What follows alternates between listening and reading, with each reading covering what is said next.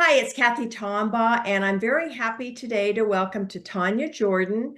Titania is the Chief Marketing Officer and Chief Parent Officer of the Bark Technologies, an online safety company that helps keeps kids safe online in real life. So welcome, Titania. Thank you. Thank you so much for having me. Thanks for being here. So just in more depth, if you could just tell us a little bit about yourself for those that don't know you. Sure. So I'm a mom. My son is a freshman in high school, and I made all the mistakes many years ago with letting him have too much access too soon. Um, yes, I am the Chief Marketing Officer and Chief Parent Officer at Bark Technologies. We help to protect close to 7 million children across the nation. And it's just, it's heartbreaking, but it's also incredibly powerful to see what's been happening over the past almost decade in terms of parents and people who care about children trying to reverse the course of giving kids access too soon and what's involved there. And in the middle of that, navigating, a pandemic as well. No, great topic. And it is a concern. I mean, you hear about these companies, and what they're doing. It just doesn't seem like things are changing. And kids, we're seeing a lot of mental health issues on the rise for sure. Yes. So, can you tell us the purpose of Bark and how does it help families? What is Bark and how does it help? Sure. So Bark started as an app that scanned children's devices, social media accounts, text message, email, and looked for specific dangers. And when it found dangers like cyberbullying or strangers or mental health issues, it would send parents and caregivers an alert via email or text message saying, hey, looks like your child is struggling. Here's a snippet of something that took place on Instagram. Here's what you should know, and here's how to talk to them about it. So that's where we started, and it was incredible in the early days to see parents writing in and telling us that a bark alert helped to save their child's life. Not to mention help to escalate credible school shooting threats and escalate, predators to law enforcement. It was very overwhelming, very powerful. But parents were asking us for more. They wanted more than an app. They wanted to be able to set time limits and track their children's location and not only do that on an app, but do it in their home, with smart TVs and gaming consoles. So we launched the Bark Home, which is a hardware device that you can use in your home connected to your home router to help with that. Schools also give kids tech that needed to be protected. So we rolled out something free for every school in the nation. They can use our tech, our algorithm for free. And that's been amazingly powerful. And then finally, most recently, a little over a year ago, we launched the Bark smartphone, not because we think kids need smartphones, but we knew that kids were getting them and they weren't safe. So we decided to launch a safer smartphone for kids that looked really sleek, didn't look juvenile in any way, shape, or form, but arrived safe and gave parents full capability to make it as closed down or as open as they wanted their children to be able to utilize. That's so needed. And yeah, that's great that you're doing that. I mean, I right now, my kids obviously are grown, but I've got grandkids coming up through the elementary, and before long, they're going to be facing this. So it is a concern. I know it's a concern for all parents. So I was looking at your annual report, and if it's okay, I will link to that, and so parents can check that out. Yes, please. Some of the statistics are really alarming. I'm not going to read all the tween ones, which is 11 to about 13, but just know that all the kids in those ages are seeing some of these social media information, maybe a little bit less percentage, but most of them are seeing, as much. So for alerts for alcohol and drugs that can range from texts about prescriptions to videos of a child consuming illegal substances, 70%, 77% of teens see that. Suicide, which is the second leading cause of death for kids ages 10 to 14, 57% of teens are seeing that. Sexual content, 75% of teens. Disordered eating, 21% of teens. Anxiety is 36% and violence 82%. So those numbers are high. I mean, I don't know that I really thought of it that way, of how many kids are really seeing this. So Can you talk about what you've learned in 2023? Has it gone up? Has the usage gone up, or have we gotten better, or what's going on for that? But in Yeah, regard year over to year, because you release this annual report every year. And last year we analyzed more than 5.6 billion messages across text and email and YouTube and over 30 social media platforms. And what we found year over year from 2022 to 2023 was that disordered eating got worse. So children are encountering content around disordered eating on social media, in peer groups, and it's heartbreaking because eating disorders affect every organ of your body, not just the number on the scale, your brain, your heart, etc. And it can be very deadly.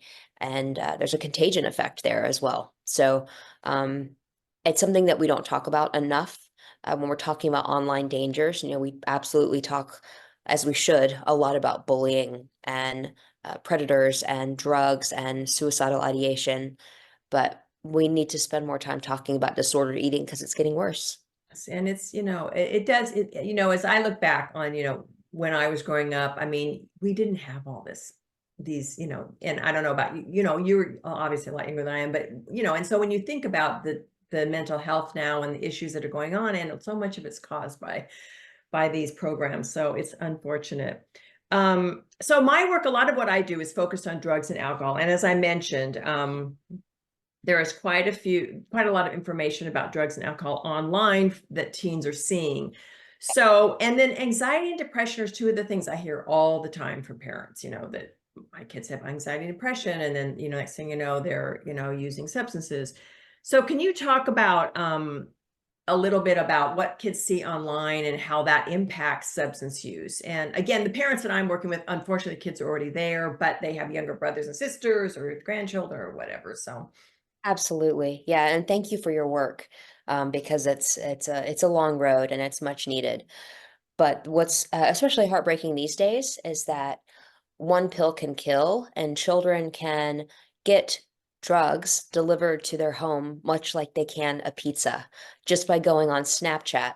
Snapchat will, if they don't have the right settings in place, suggest people that they should connect with on the platform. And it's people they don't know. And some of those people are drug dealers and traffickers, and they will present like a menu of options saying, here's everything you can buy for me. And then they just have to reach out and have it delivered or go meet up. And a lot of times what was advertised was not actually what existed, right? You think it's a Xanax and it's actually fentanyl, and then your child doesn't wake up. On a less drastic note, just the ability to get, marijuana or alcohol delivered. There's alcohol delivery apps now that if you have a fake ID, no problem. There's apps to help you locate, marijuana dealers around, and we didn't have that growing up. We had to actually go and find the drugs and go and bribe people to buy us alcohol, which I don't recommend, but it was just different. There's a lot more access now.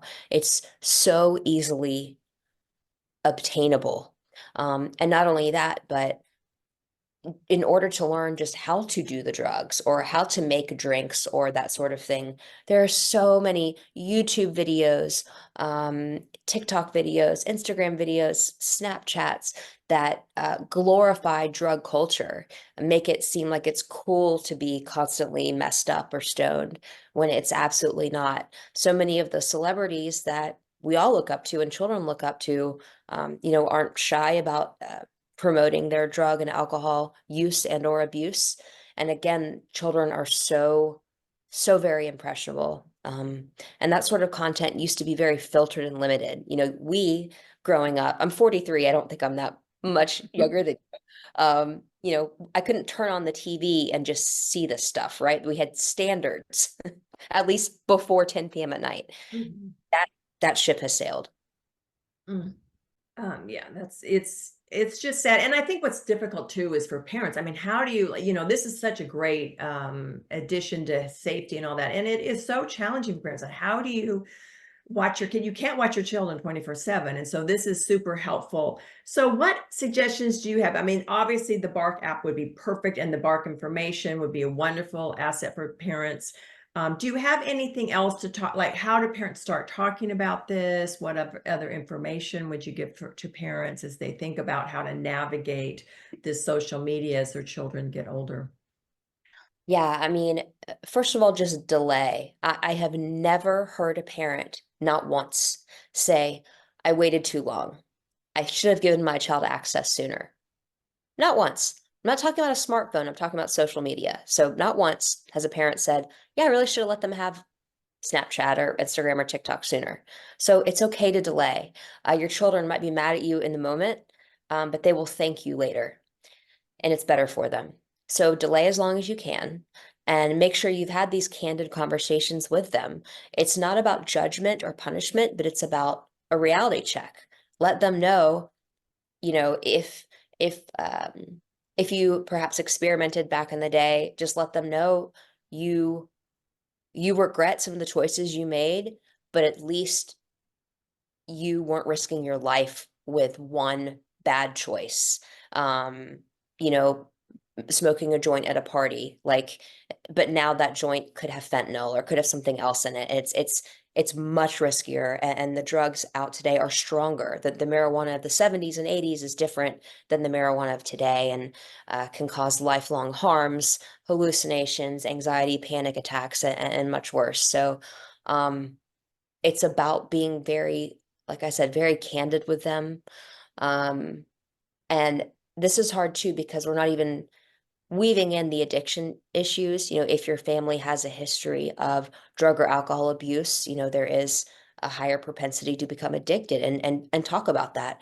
If your children, let's say, have ADHD, that can lend itself to more uh, lack of impulse control and more risk-taking behavior and more reward-seeking behavior. Again, know your child, know the risks, talk about the risks with them. Model appropriate behavior. You certainly can't tell your kids not to drink until they're 21 if you're throwing raging parties, on the weekends and all your friends are wasted. Set good examples for them.